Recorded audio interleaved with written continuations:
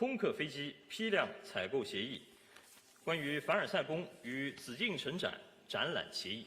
A signé respectivement l'accord général de vente d'aéronefs d'Airbus et l'accord relatif à l'exposition sur Versailles et la cité interdite.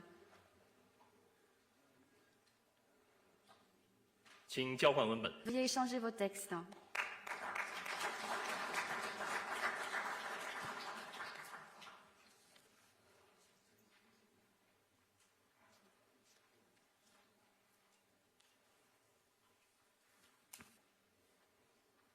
下面，请周强董事长和副理总经理刘国月董事长和雷蒙董事长分别入座。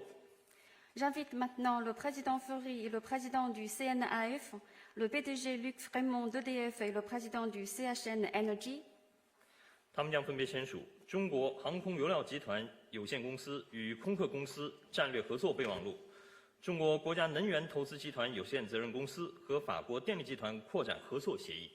A signé respectivement le mémorandum de coopération stratégique entre le CNAF et Airbus et l'accord de coopération élargi entre CNH Energy et EDF.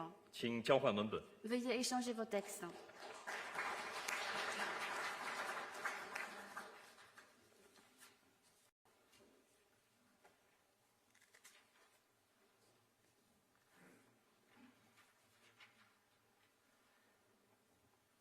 下面，请张工市长、郝兆平总经理和副理总经理、于建峰董事长和雷蒙董事长入座。 J'invite maintenant le président Feury et le maire de Tianjin et le président Davic, le président Luc Raymond d'EDF et le président du CNNC. 他们将签署空客天津 A 系列飞机第2条总装线项目框架协议、核能支持低碳发展前瞻性研究蓝皮书谅解备忘录。 A signé respectivement l'accord cadre sur la deuxième ligne d'assemblage final d'A320 à Tianjin et le mémorandum d'entente relatif au livre bleu sur l'étude prospective du soutien de l'énergie nucléaire au développement bas carbone. 请交换文本。 Veuillez échanger les textes.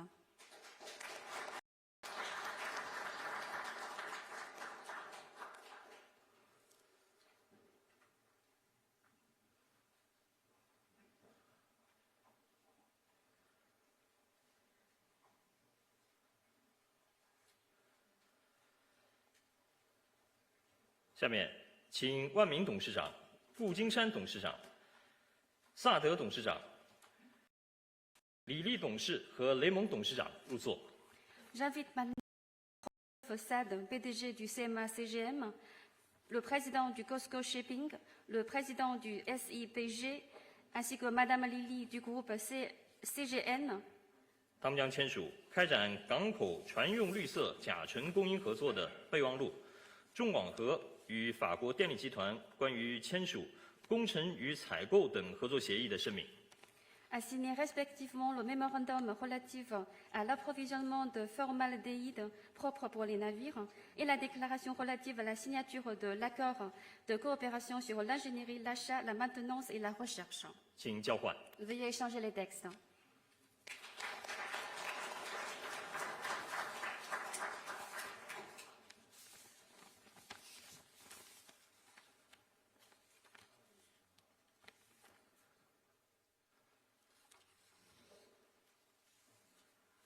访问期间，中法双方还签署了和平利用核能领域相关合作文件。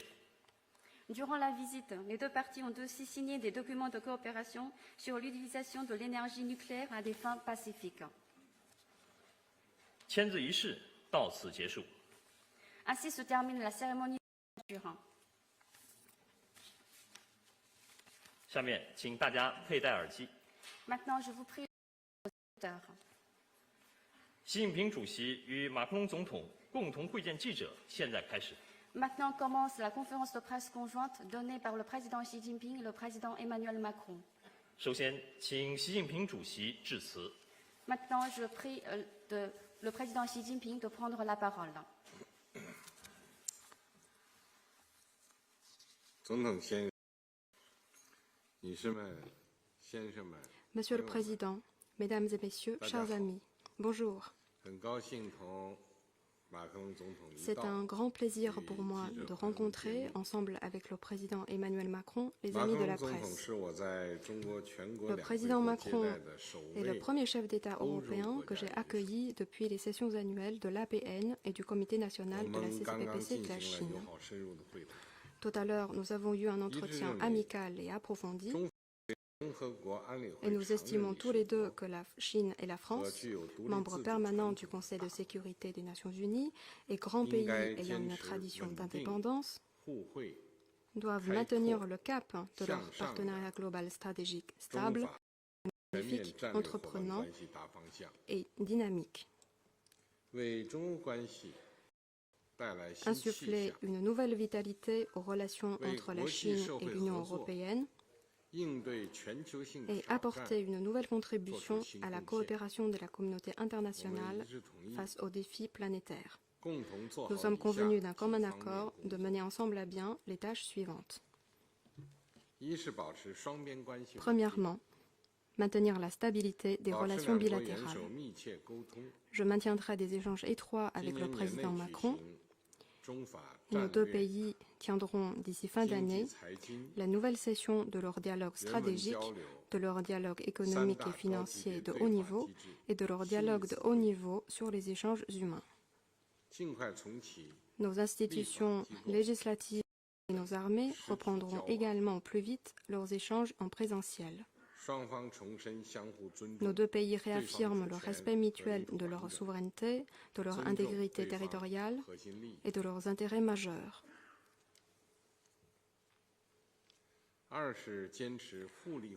Deuxièmement, continuer d'œuvrer au bénéfice mutuel et au développement partagé. Ensemble avec nous avons assisté à la signature des documents importants couvrant de vastes domaines. Nos deux pays approfondiront leur partenariat dans les domaines structurants comme l'aéronautique, le spatial et le nucléaire civil et travaillent à bâtir de nouveaux relais de croissance dans leur coopération, notamment sur le développement vert et l'innovation technologique. Je pense en particulier à la création d'un centre conjoint sino-français pour la neutralité carbone et au renforcement de la formation des talents. Comme je viens de le dire au président Macron, la Chine œuvre à une ouverture de haut niveau sur l'extérieur et partagera avec tous les pays du monde les nouvelles opportunités créées par ces nouveaux progrès. Nous travaillerons avec la France pour mettre en place un mécanisme de coordination rapide sur la chaîne intitulé « De la ferme française à la table La France participera en tant que pays invité d'honneur à la Foire internationale du commerce des services de Chine en 2024 et à la 7e exposition internationale d'importation de la Chine. Nos deux pays travaillent à fournir à leurs entreprises un environnement d'affaires équitable, juste et non discriminatoire.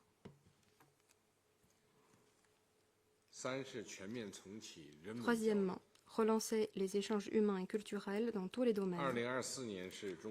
En 2024, nous célébrons les 60 ans de nos relations diplomatiques et l'année sino-française du tourisme culturel. Avec la reprise globale de la mobilité humaine, nos deux pays œuvreront à faire progresser leurs échanges dans les domaines aussi vastes que la culture, l'éducation, la langue, l'édition, le cinéma, la télévision et le tourisme, ainsi que ceux entre les collectivités locales et les jeunes.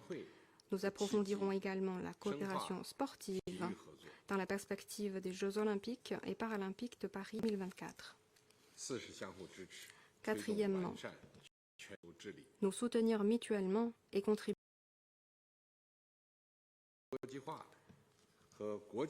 Nous devons continuer de soutenir la multipolarisation du monde et la démocratisation des relations internationales, rejeter la logique de la guerre froide et la confrontation des blocs et relever ensemble les divers défis planétaires. La Chine soutient la France dans ses efforts pour réussir la conférence des Nations Unies sur les océans de 2025 et sera heureuse de la France participer au 3e forum La ceinture et la route pour la coopération internationale. Cette année marque le 20e anniversaire de l'établissement du partenariat stratégique global entre la Chine et l'Union européenne. J'ai eu tout à l'heure avec le président Macron des échanges approfondis sur les relations Chine-UE et nous sommes convenus de concentrer nos efforts sur les agendas positifs des relations sino-européennes et de relancer les échanges, les dialogues et les coopérations dans les domaines. Dans quelques instants, nous tiendrons également avec la présidente de la Commission européenne, von der Leyen, un entretien trilatéral. La Chine considère toujours l'Europe comme un pôle indépendant dans un monde multipolaire et soutient ses efforts pour réaliser son autonomie stratégique. Les relations sino-européennes ne visent aucune tierce partie, ne dépendent d'aucune tierce partie, ni ne se soumettent à aucune tierce partie. Nous sommes sûrs que la partie européenne développera ses relations avec la Chine en toute indépendance. Sur la crise ukrainienne, la Chine favorise toujours les pourparlers de paix et le règlement politique. Ensemble avec la France, nous lançons un appel à la communauté internationale à garder la raison et la retenue et à s'abstenir de tout acte susceptible de conduire à une nouvelle détérioration, même à un dérapage de la crise. Nous appelons à observer scrupuleusement le droit humanitaire international, à éviter les attaques contre les cibles et les installations civiles et à protéger les femmes, les enfants et les autres victimes du conflit. Nous appelons à honorer effectivement l'engagement solennel selon lequel les armes nucléaires ne doivent pas être utilisées et la guerre nucléaire ne doit pas être menée. Nous appelons à nous opposer à l'emploi d'armes biologiques et chimiques dans quelque circonstance que ce soit, ainsi qu'aux attaques armées contre les centrales nucléaires et les autres installations nucléaires civiles. Nous appelons à relancer au plus vite les pourparlers de paix, à prendre en compte les préoccupations sécuritaires légitimes des différentes parties, conformément aux buts et principes de la Charte des Nations Unies, à rechercher un règlement politique et à bâtir une architecture de sécurité européenne équilibrée, effective et durable. Nous appelons à coopérer pour répondre aux effets de débordement de la crise ukrainienne, notamment dans les domaines alimentaires, énergétiques, financiers et du transport, et à atténuer les impacts négatifs de cette crise sur le monde, en particulier sur les nombreux pays en développement. Je vous remercie.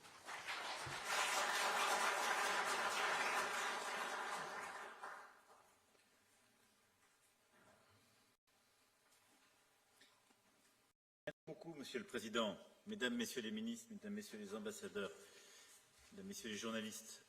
Le Président, merci d'abord pour votre accueil. 3 ans après, un peu plus de 3 années après ma dernière visite, autour de laquelle nous nous étions retrouvés à Shanghai, 3 années durant lesquelles nous avons continué à échanger, malgré la pandémie, de manière très régulière.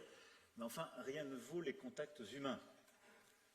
Avec les temps longs qu'on peut passer, je vous remercie d'ailleurs du temps que vous nous accordez aujourd'hui à Pékin, demain à Canton, pour passer du temps ensemble, et de l'importante visite aussi et échange en trilatéral que nous aurons dans un instant avec la présidente de la Commission européenne, von der Leyen, faisant suite d'ailleurs à un format que nous avions inauguré ensemble lors de votre visite d'État en France il y a quelques années, où le président Juncker s'était joint à nous avec à l'époque aussi la chancelière Merkel.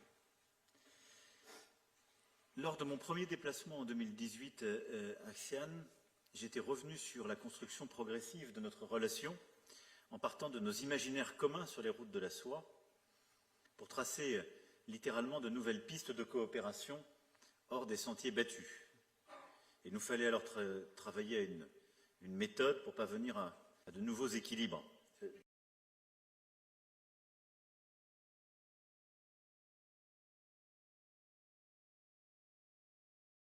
Mais ils ont plutôt conforté, je crois, les convictions stratégiques qui étaient à la base de ce que nous avons alors discuté.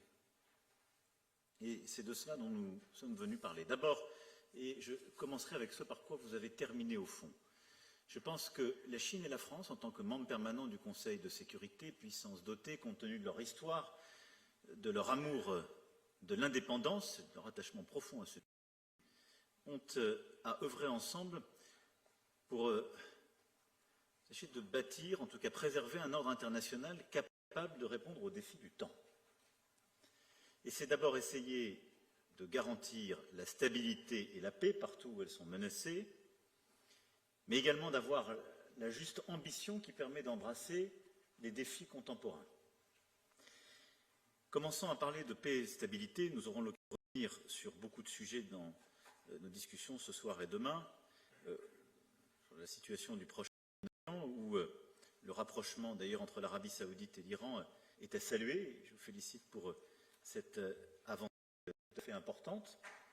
Nous-mêmes œuvrons d'ailleurs aux côtés du Liban, si cher à la stabilité, aux avancées dans la région, et nous aurons l'occasion de revenir sur la situation en Corée du Nord ou en Iran.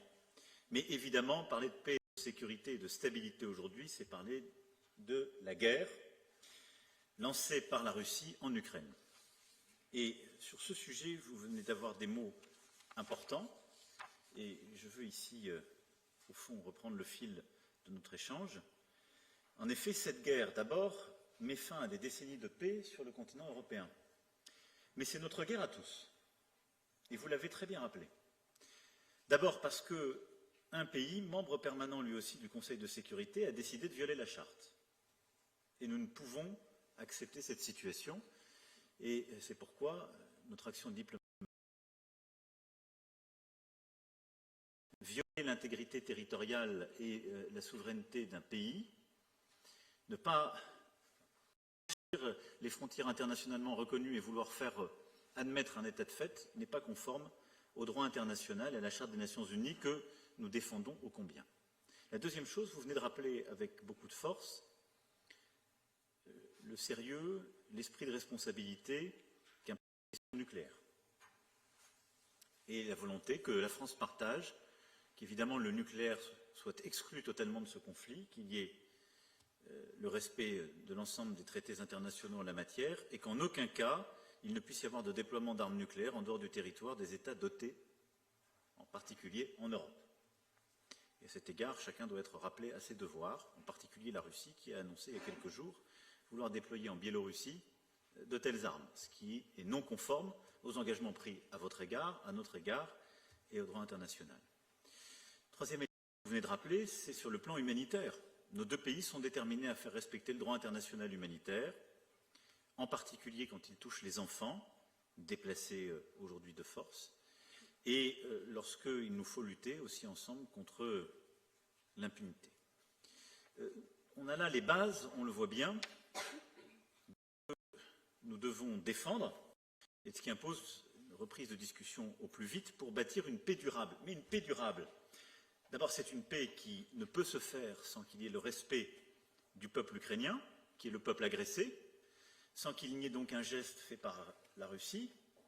Et cette architecture européenne de sécurité que vous appelez de vos vœux, et je peux me retrouver dans une telle formule, parce que je pense que l'Europe a besoin en effet d'une organisation stable de sécurité dans l'avenir, elle n'est pas possible si des pays en Europe sont occupés. C'est aujourd'hui le cas de l'Ukraine, qui, quoique n'étant pas membre de l'Union européenne, mais ayant cette perspective, est un pays européen, et donc on ne peut pas avoir une Europe qui vive en sécurité, en stabilité, tant qu'on aura un pays sur notre continent qui sera occupé par une puissance voisine.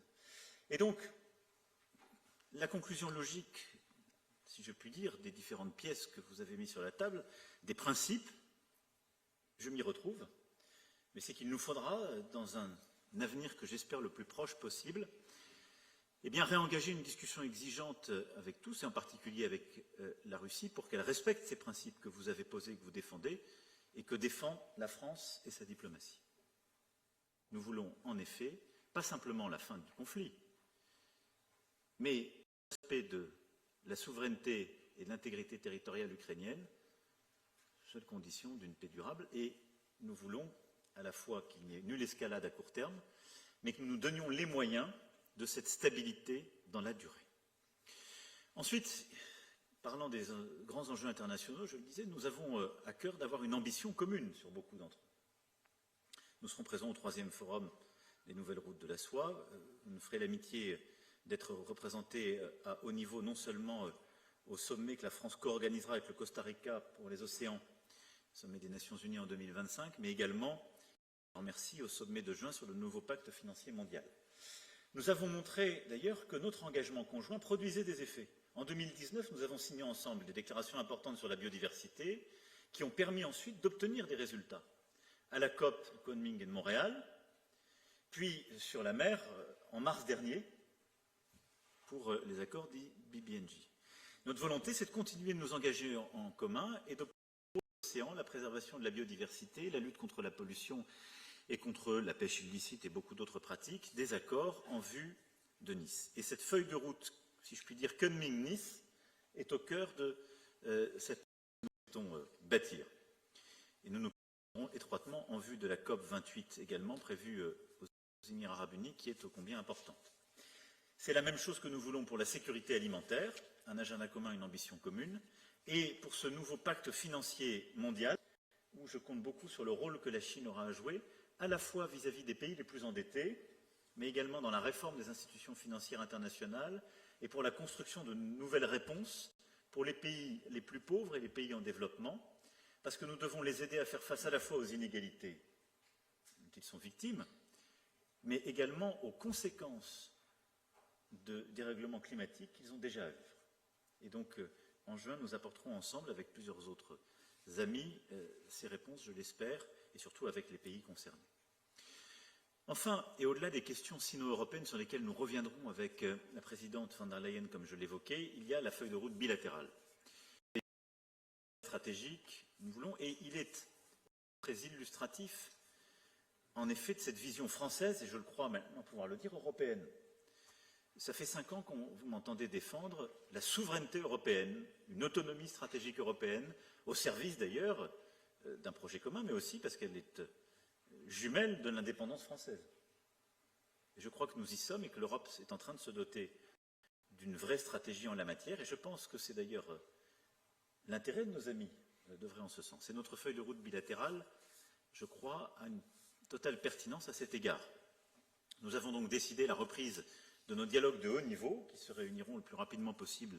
Vous en avez rappelé les 3 formats, mais nous avons aussi signé beaucoup d'accords aujourd'hui, nous l'avons vu, et lancé des travaux dans le domaine de la transition énergétique, en particulier, avec de l'expertise partagée et beaucoup d'innovation, dans le domaine du nucléaire civil, avec la préparation d'une étude complète sur la contribution de ce secteur à la décarbonation de l'économie, dans le secteur des transports, travail commun sur les carburants d'aviation durable, la fourniture de méthanol aux porte-conteneurs, la contribution des entreprises françaises à la construction de métros en Chine, la construction d'éoliennes offshore, et je ne serai pas complet sans mentionner aussi l'action de l'Agence française de développement qui se focalise en Chine sur la lutte contre le changement climatique en s'appuyant sur l'expertise de nos entreprises. L'ensemble de cette approche repose avant tout sur une plus grande réciprocité en vue de parvenir à un nouvel équilibre, y compris sur le plan commercial. Et nous avons d'ailleurs beaucoup fait ces dernières années en la matière, sur le plan agricole et agroalimentaire, et nous allons encore plus loin. Je suis venu avec le ministre de l'Agriculture et de la Souveraineté alimentaire, le président du cluster maritime de la Réunion pour témoigner justement de l'importance de ce secteur dans notre France, qu'elle soit métropolitaine comme ultramarine. Et nous avons en effet beaucoup d'avancées sur tous ces sujets, qu'il s'agisse bœuf, des vins et spiritueux, en passant donc par l'aquaculture et plusieurs autres, au-delà de ce que nous avons déjà su faire sur le porc. Je suis aussi ravi d'annoncer que les consommateurs chinois pourront avoir accès aux produits d'une quinzaine de nouvelles entreprises. Nous allons également lancer de nouveaux chantiers dans la biotech pour continuer d'innover dans le sens d'une agriculture durable, avec toujours la préoccupation de la sécurité alimentaire. Et nous avons progressé dans le sens d'un rééquilibrage de la relation dans les secteurs de l'aéronautique, de la santé, des cosmétiques, de la finance. Et nous aurons l'occasion tout à l'heure de dire quelques mots devant notre Conseil des entreprises franco-chinoises en 2018, qui, je crois, est là aussi une avancée importante. Ce dialogue, vous l'avez rappelé, Président, qui est permanent, mais nous allons l'intensifier, et il s'intensifie par la reprise de nos échanges humains et culturels. sans revenir sur cette relance que j'ai évoquée hier en lançant justement le festival Croisement, je tiens à souligner la perspective du 60e anniversaire de nos relations bilatérales, le lancement de l'année franco-chinoise du tourisme culturel l'année prochaine, en 2024, ce qui sera une occasion de valoriser notre patrimoine, nos métiers d'art et l'ensemble de nos secteurs culturels. Et je salue ici la présence de représentants de ces institutions culturelles et de nos cinémas, de notre musique, de nos musées, de nos théâtres, de notre littérature, à laquelle, je le sais, vous êtes tellement attachés, nous qui nous échangeons, et nous avons continué pendant la pandémie, des livres, nous continuerons d'avancer sur cette coopération. Je me félicite de la réouverture récente, mais donc nous voulons retrouver au moins le niveau d'échange d'avant la pandémie, faciliter évidemment les transits, les visas, mais développer plus encore ces échanges, cette connaissance réciproque, ces traductions, ces créations communes pour nos deux pays. Évidemment, nous savons la différence de nos modèles et les désaccords qu'on peut avoir. Nous l'avons évoqué, j'y reviendrai, on l'a évoqué à chaque fois. La situation des droits de l'homme demeure un sujet qui est un sujet d'importance pour la France, d'exigence respectueuse. Ce n'est pas parce que nous avons des différences qu'on ne peut pas les évoquer d'abord, les partager de manière très franche, mais le faire en étant respectueux, en considérant, pas en quelque sorte, que l'un aurait des leçons à donner à l'autre. Et d'ailleurs, j'ai pu m'apercevoir qu'il en va de la Chine comme de la France. Et généralement, on arrive à obtenir des résultats lorsqu'on est respectueux mieux que quand on donne des leçons. Et nous avons sans doute à cet égard le même tempérament et la même conscience profonde, mais nous savons nos différences et nous les abordons avec respect, conviction et amitié. Voilà, je ne serai pas plus long parce que vous avez couvert beaucoup d'autres sujets et je ne veux pas ici prolonger les choses, mais des grands enjeux internationaux à la question de la guerre en passant par l'autonomie stratégique européenne et notre relation bilatérale, vous le voyez, l'agenda de cette visite d'État est nourri.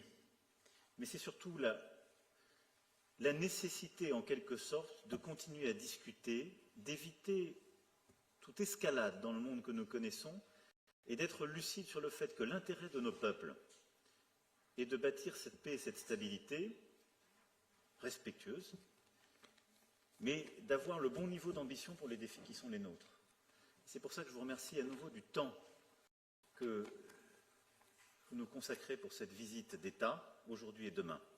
Parce que c'est en levant parfois les petits malentendus qu'on évite les désaccords de demain. Les temps sont inquiétants et le tragique est revenu dans notre histoire. Et je pense que notre devoir, c'est de ne céder à aucune facilité et donc de prendre nos responsabilités face aux grands conflits d'aujourd'hui, savoir à chaque fois construire une paix juste et d'éviter toute escalade. Je sais que vous avez la même conviction, c'est en tout cas cette voie que veut porter la France. Merci, Monsieur le Président.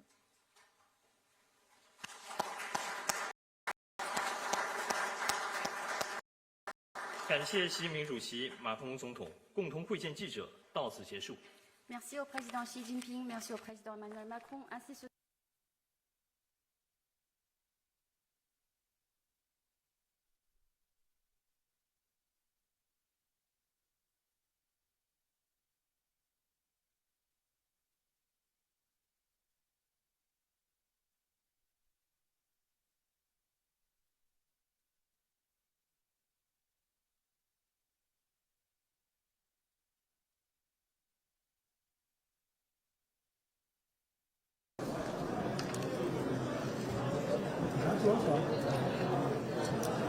Tu vas le mettre devant.